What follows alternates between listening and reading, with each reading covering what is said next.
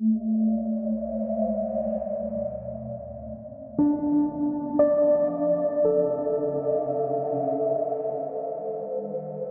datang kembali di video Nerd in the Wood. Kali ini gue mau ceritain tentang salah satu makhluk yang dulunya makhluk kriptid juga. Kalau kalian tahu kan makhluk kriptid itu banyak banget yang bentuknya itu kayak percampuran antara hewan satu dengan hewan yang lainnya gitu ya. Jadi kayak agak susah untuk dipercaya kalau makhluk ini benar-benar ada. Dan makhluk ini ternyata bentukannya seperti itu, campuran dari makhluk satu dan makhluk yang lainnya gitu. Sehingga ketika awal-awal makhluk ini ditemukan atau diceritakan ke orang-orang itu pada skeptis, pada nggak percaya. Emang ada sih makhluk yang kayak gini gitu. Makhluk tersebut adalah platypus. Di akhir abad ke-18, ketika koloni Inggris mulai menyebar ke Australia, cerita-cerita tentang mamalia aneh dengan tubuh berbulu, paruh seperti bebek, dan ekor seperti berang-berang mulai beredar di kalangan penduduk asli dan para penjelajah di Australia. Makhluk ini yang kemudian dikenal sebagai platypus.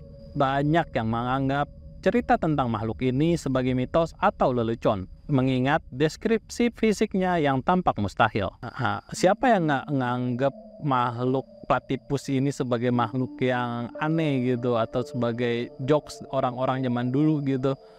Bentuk fisiknya aja bentuknya aneh, mamalia, tapi punya mulut atau moncong kayak moncong bebek.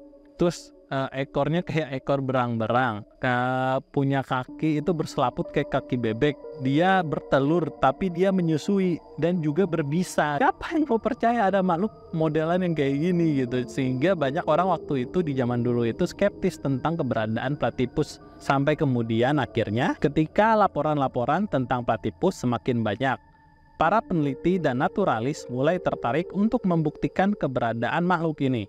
Pencarian serius dimulai pada akhir abad ke-18 dengan ekspedisi-ekspedisi yang dikoordinasikan oleh berbagai lembaga ilmiah dan para peneliti independen. Di antara para peneliti tersebut ada seorang bernama George Shaw, yaitu seorang naturalis Inggris yang bekerja di British Museum. Pada tahun 1798, seorang kapten kapal bernama John Hunter menerima kulit dan gambar dari makhluk aneh ini dari para penduduk asli Australia. Hunter yang saat itu mengirimkan spesimen tersebut ke Inggris, di mana George Shaw dan beberapa ilmuwan lainnya memeriksa dengan sangat cermat.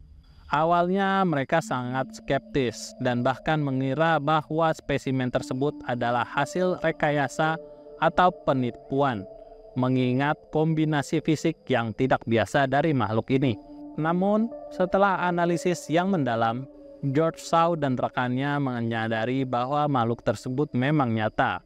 Pada tahun 1799, George Shaw menerbitkan deskripsi ilmiah pertama dari platypus, yang saat itu diberi nama ilmiah Ornithorhynchus anatinus. Penemuan ini menandai akhir dari spekulasi tentang keberadaan platypus dan memperkenalkannya sebagai spesies nyata kepada dunia ilmiah. Akhirnya setelah dilakukan penelitian dan ternyata bukan satu spesimen aja yang ditemukan, juga spesimen hidup berhasil ditemukan di Australia gitu. George Shaw dan rekan-rekannya dari British Museum itu mendeklarasikan lah kalau platypus itu benar-benar ada di dunia nyata gitu. Sampai akhirnya sampai dengan sekarang kita tahu bentuk platypus itu memang aneh dan bin ajaib gitu.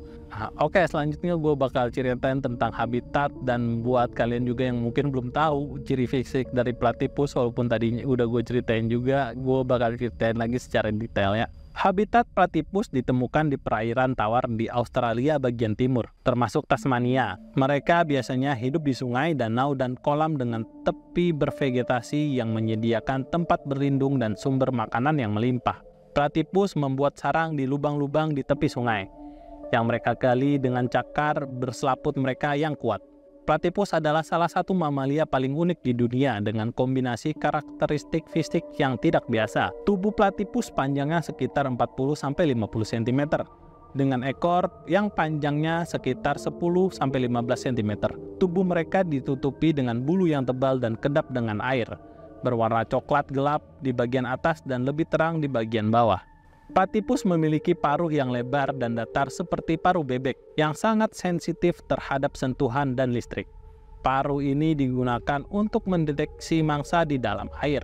Sedangkan untuk kaki platypus yang berselaput memiliki cakar yang kuat, memungkinkan mereka berenang dengan gesit di air dan menggali lubang di tanah yang keras.